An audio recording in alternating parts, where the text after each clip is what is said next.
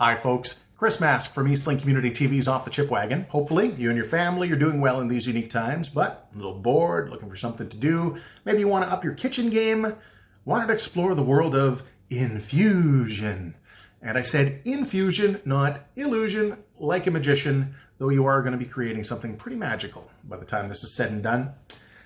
Infusion is where you take a substrate. So think herbs, fruit, and imparting that flavor into a solvent. So if you have kids, that could be iced tea or lemonade, but we're all adults here, we're friends. That's why we're going to talk about booze. Alcohol, yeah. So please be of legal drinking age. Use responsibility, moderation is key here, because things can go wrong, and you don't want that. Anytime you start playing with chemical composition of things like alcohol, you could go from tasty to deadly, like that. So high temperatures, not good. When you start cresting over 185 Fahrenheit, 85 Celsius, that's where bad things are going to happen. And if you were to try to do this unregulated on a stovetop, well, you'd be burning off most of your alcohol content and whatever you used as your solvent. You also might be creating really high concentrations of your substrates. And things like sage, thyme, citrus fruit, and peppercorns, you could be making a deadly cocktail there. So you really want to use some common sense here and some caution. There's actually a technique that involves infusing with a microwave, but for safety reasons, just don't do that. Too many things can go wrong. There is a really simple way to do this. It's going to take you about 5 to 10 days. And that's taking a nice big mason jar, filling it with 2 cups of your substrate, whatever you want to use, and 2 cups of your alcohol, whatever spirit you want to use. Fill up that jar to about a 1/2 inch to a 1/4 inch from the top. Put that cap on it right there and forget about it for 5 to 10 days. This is how you make things like peach infused moonshine. If you were to put a cinnamon stick and some apples in here, now you got apple pie moonshine. You'll notice that there's some little floaty things in there. You can take those particles out simply by passing it through a strainer, a sieve, even better yet, a coffee filter. Again, moderation is the key here. But I mean, 5 to 10 days, that's a long time, and we can do better than that, can't we? Of course we can, and that's where we turn to kitchen gadgets. In fact, this is going to significantly reduce your infusion times. If you have one of these, a Sous Vide machine, temperature gauge up here for controlling temperature, and I mean pinpoint temperature. You have a heating element in here, and then there's a little fan that circulates the water. It's like a jacuzzi for your food. Let me tell you, carrots cooked with a Sous Vide, it's hard to go back to anything else. Delicious. But this, we're going to set this to 135 degrees Fahrenheit. That's about 57 degrees Celsius. And again, pinpoint temperature, and much like good barbecue, it's all going to be low and slow. Yet another technique for infusing, instead of putting the substrate into the solvent, we're actually going to put the solvent into the substrate with this. And this is a vacuum sealer.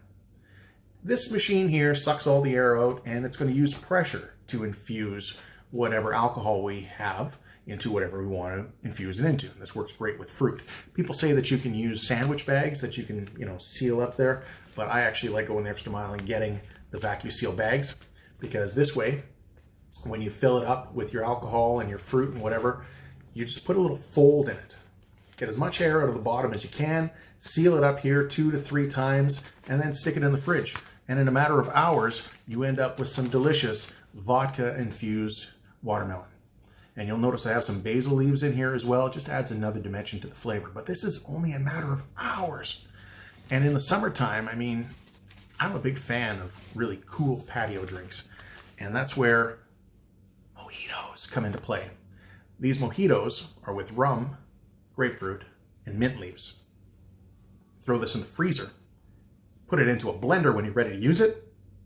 I mean, you can make daiquiris like this, whatever. You will notice, though, that when I'm using citrus fruit, I've taken the pith, which is that white layer, and the rind off of this. So you actually want to segment your citrus fruit before you go and try and use this method here of infusing alcohol into fruit. Only takes a few hours. Now, the Sous Vide machine, right here, we're looking at 3 hours. So, countertop method, with my peaches, you're looking at 5 to 10 days. Sous vide method, 3 hours, 135 Fahrenheit, 57 degrees Celsius. Put your water level up to about here, whether you're using a pot, a cooler, a Canberra, whatever, and then let it sit 3 hours. Here's how you get rhubarb infused gin. And again, see the particles? That's why you strain before you serve. So we can actually do more with this as well. We don't want to use fruit juice because the fruit juice is going to separate, and we don't want that. And that's why you get these nice natural flavors when you use things like fresh fruit. But if you use the rind, make sure there's no white pith on it and no flesh. Put that with couple cups of vodka, say rind from 10 lemons, let that go at 135 Fahrenheit, 57 degrees Celsius for 2 hours. And while that's happening, make a simple syrup with 1.5 cups of sugar and 4 cups of water. That's how you get limoncello. See, after the 2 hours, you mix that with your simple syrup, and now you're ready to go. You could use artificial flavors, but I mean, that's a different taste. And you want to bring those natural flavors if you have the opportunity to use them. There's a very popular drink that's out there right now. It's like a pink boozy Gatorade for hockey players. All the rage, all the rage. But you could use the artificial couple squirts of, say, a pink lemonade drink mix like this with some grapefruit drink crystals like this, bit of vodka, and then you're basically making a doppelganger of it. Or grab a fresh grapefruit. Again, use the rind, not the pith. We're going to make a cordial with some vodka, and instead of a simple syrup, just good old-fashioned canned pink lemonade. Save yourself 40 bucks. When you talk about infusion, think about how good your iced coffees will be now if you actually infuse, say, a little bit of rum or some whiskey with espresso beans. Or if you were to take some bourbon, a cup of, say, cacao bits, possibly a vanilla bean, and I don't know, a handful of hazelnuts. Let that go for 3 hours at 135 Fahrenheit, 57 degrees Celsius, and all of a sudden end up with a bourbon s'more. Hey, the world's your oyster when it comes to infusion. You just have to be responsible, use some moderation, common sense, like I said, and be safe. But that's what we want to be in these current times, is safe. Take care, everybody.